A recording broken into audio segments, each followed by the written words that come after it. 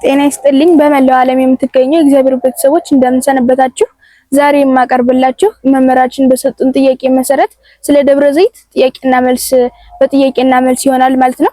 የመጀመሪያው ጥያቄ ደብረ ዘይት ማለት ምን ማለት ነው ይላል። ደብረ ዘይት ማለት ሁለት ትርጉም ያለው ሲሆን የመጀመሪያው ጌታችን ኢየሱስ ክርስቶስ ስለ ደብረ ዘይት ስለ ምጽአት የሰበከበት ተራራ ደብረ ዘይት ይባላል። ሁለተኛው ደግሞ ወይራ ማለት ነው። ቀጣዩ ጥያቄ ለምን ደብረ ዘይት ተባለ ይላል። ደብረ ዘይት የተባለበት ምክንያት ስለ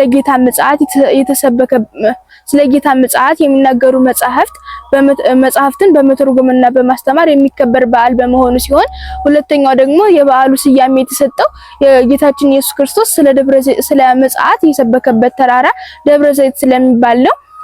ቀጣዩ ጥያቄ ምጽአት ማለት ምን ማለት ነው ይላል። ምጽአት ማለት የጌታ መፍረድ መገለጥ ማለት ሲሆን ይህም ምስጢራዊ ትርጉሙ ነው። ቃላዊ ትርጉሙ ደግሞ መምጣት ማለት ነው። ቀጣዩ ጥያቄ የምጽአት አይነቶች ስንት ናቸው ይላል። የምጽአት አይነቶች ሁለት ሲሆኑ የመጀመሪያው ጌታችን ሰው መሆን ሲሆን ሁለተኛው ደግሞ በፍርድ ቀን የሚገለጥበት ጊዜ ነው ማለት ነው። ቀጣዩ ጥያቄ ስለ ነገረ ምጽአቱ የጠየቁ እነማን ናቸው? ስለ ነገረ ምጽአቱ የጠየቁት 12ቱ ሐዋርያት በደብረ ዘይት ተራራ ለብቻቸውን እያሉ ነው። ቀጣዩ ጥያቄ የምጽአት ምልክቶች ምን ናቸው ይላል። የምጽአት ምልክቶች ረሃብ፣ ቸነፈር፣ የሐሳዊ መሲህ መምጣት፣ የሐሰተኞች ነቢያት መብዛት፣ ህዝብ በህዝብ ላይ፣ ነገስታትን በነገስታት ላይ በጠላትነት መነሳት፣ የፍቅር ማጣት፣ የብጥብጥ መኖር እንዲሁም የፀሐይ መጨለም፣ የጨረቃ ደም መሆን እንዲሁም የከዋክብት መጥፋት እነዚህ ሁሉ ክርስቶስ ከመምጣቱ በፊት የሚፈጸሙ የምጽአት መግቢያዎች ናቸው ማለት ነው። መከራ የሚያልፈው ምን አይነት ሰው ነው ይላል። ይህን መከራ ሊያልፉ የሚችሉ ትዕግስትን ገንዘብ ያደረጉ ሰዎች ሲሆኑ ይህም መከራ ከዓለም ከተፈጠረ ጀምሮ እስከዚያ ድረስ ከዚያም በኋላ ተደርጎ የማይታወቅ መከራ ይሆናል። ሐሳዊ መሲህ ለ3 ዓመት ከ6 ወር በዚህ ዓለም ይነግሳል። እንዲሁም እረፍት የሌለው መከራ ይሆናል ማለት ነው። በዚያን ጊዜ ጸንሰው ለሚወልዱ ለሚያሳድጉ ወዮላቸው ይላል። ይህም ምስጢሩ ምንድነው ቢሉ ኃጢአት በሶስት ወገን ትሰራለች። የመጀመሪያው በሐልዮ ወይም በማሰብ፣ ሁለተኛው በነቢብ ወይም በመናገር፣ ሶስተኛው በገቢር ወይም በመስራት ነው። ኃጢአትን እንደማሰብ በመጽነስ፣ ኃጢአትን እንደመናገር እንደመውለድ፣ ኃጢአትን እንደመስራት ደግሞ እንደማሳደግ ትመስላለች ማለት ነው። ወዮላቸው ሲል ባሰቡት በተናገሩትና በሰሩት ኃጢአት ፍርድ አለባቸው ሲል ነው። በፍርድ ጊዜ ጻድቃን በቀኝ ኃጥአን ደግሞ በግራ የሚቆሙበት ምሳሌው ወይም ለምንድነው ለሚለው ጥያቄ ጻድቃን በቀኝ ይቆማሉ። ይህም ቀኝ ብርቱ ነው። ጻድቃንም የጽድቅ ስራን ለመስራት ብርቶች ናቸውና ኃጥአን በግራ ይቆማሉ። ይህም የሆነበት ምክንያት ግራ ከቀኝ አንፃር ደካማ ነው። ኃጥአንም ለጽድቅ ስራ ደካማ ናቸውና ጻድቃን በበግ መመሰላቸው በግብራቸው ነው። ይህም እንዴት ነው ቢሉ በግ ስትጓዝ መሬት እያየች ነው። ይህም ጻድቃንም ለተሞታቸውን በማሰብ በመፍራት በንስሐ ይኖራሉና ሲቀጥል በግ ካመረረች አትመለስም፣ ጻድቃንም ከመነኑ ወደ ዓለም አይመለሱምና ሌላው ደግሞ በግ ሀፍረተ ስጋዋን በላቷ ትሸፍናለች። ጻድቃንም የራሳቸውን ኃጢአት በንስሐ የወንድማቸውን ወይም የሌላውን ኃጢአት ደግሞ በትዕግስት ይሰውራሉና በአንጻሩ ኃጥአን በፍየል መመሰላቸው ፍየል ሀፍረተ ስጋዋን በላቷ አትሸፍንም።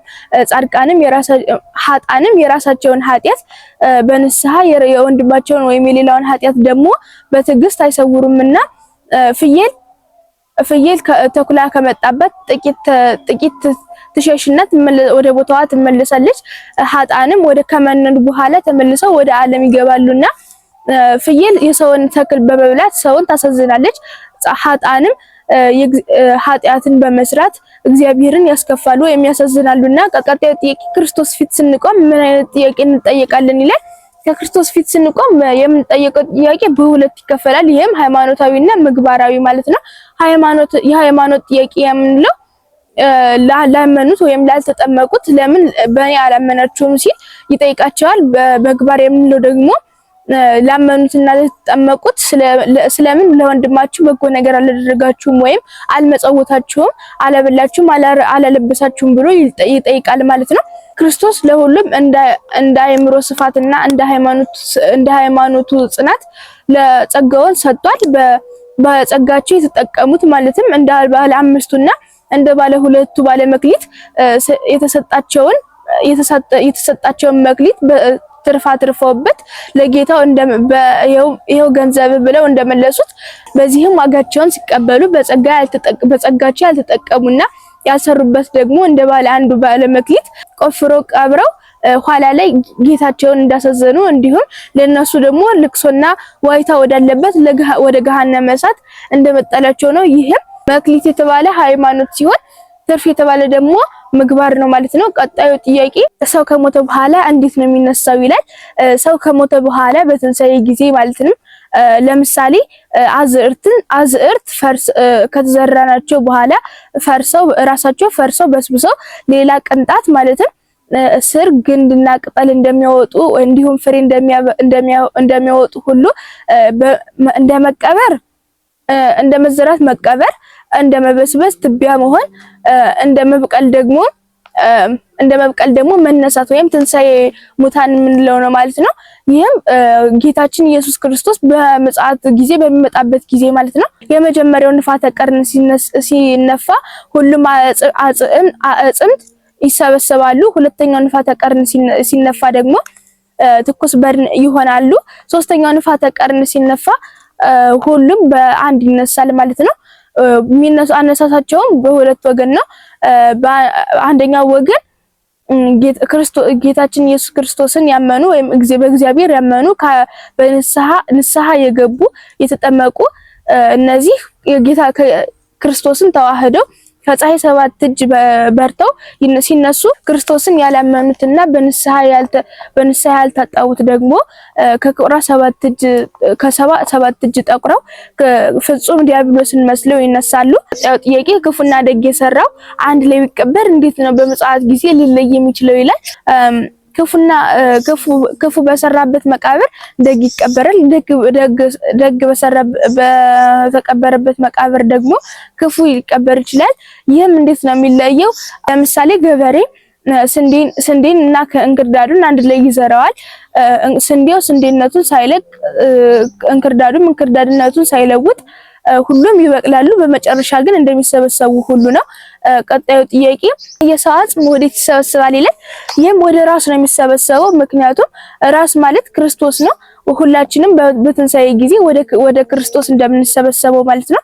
ቀጣዩ ጥያቄ በትንሳኤ ጊዜ ወይም ስንነሳ የስንት ዓመቱን እንነሳለን? ወንድ የ30 ዓመት በአዳም በተፈጠረ ጊዜ የ30 ዓመት ነበርና ሴት ደግሞ የ15 ዓመት በተፈጠረች ጊዜ 15 ዓመት ያን 15 ዓመት ነበረችና እንደዚህ ሆነን እንነሳለን ማለት ነው። ቀጣዩ ጥያቄ የክርስቶስ አመጣጥ ምን ይመስላል ይላል።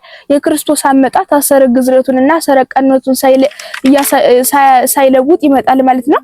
ይህም ማለት አሰረ ቀኖቱን ማለት የተወጋ እጁን ማለትም የተቸነከሩ እጆቹን እያሳየ ይመጣል። እንዲሁም አሰረ ግዝረቱን ማለት ደግሞ የተወጋ ጎኑን እያሳየ ይመጣል ማለት ነው። መስቀሉን ተሸክመው የሚመጡ እነማን ናቸው ይላል። መስቀሉን ተሸክመው የሚመጡ ሄሮድስ ያስፈጃቸው 14,000 ከ4,000 የሆኑ ማለትም 140,000 ህፃናት ናቸው ማለት ነው። የዛን ጊዜ የሚያለቅሱ እነማን ናቸው ይላል። ቀጣዩ ጥያቄ ዛሬ በኃጢአት በዚች ዓለም ተድላ ደስታን የሚያደርጉ ክርስቶስ በመጣ ጊዜ ልቅሷቸው እንደ ክረምት ነጎድጓድ እንባቸው ደግሞ እንደ ክረምት ጎርፍ ይሆናል።